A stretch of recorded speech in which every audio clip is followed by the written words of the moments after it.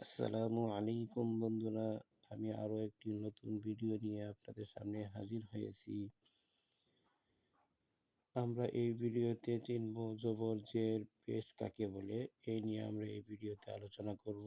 এর আগে যারা আমার এই চ্যানেলটি সাবস্ক্রাইব করেন নাই, চ্যানেলটি সাবস্ক্রাইব করে দিবেন, এবং যারা চ্যানেলটি সাবস্ক্রাইব করে রেখেছেন, আল্লাহ তাআলা তাদের জীবনের প্রতিটা ক্ষেত্রে বরকত দান করুন, আমিন।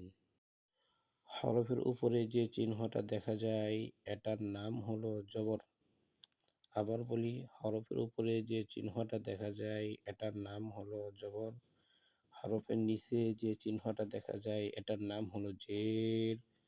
হরফের নিচে যে চিহ্নটা দেখা যায় এটার নাম হলো জের।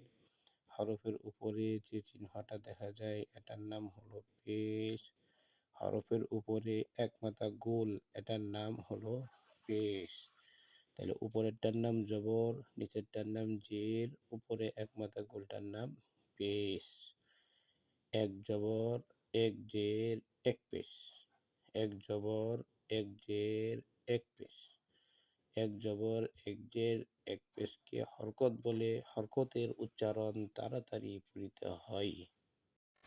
যেমন আলিফ জবর আ, আলিফ জের ই, আলিফ পেশ উ, আ ই উ।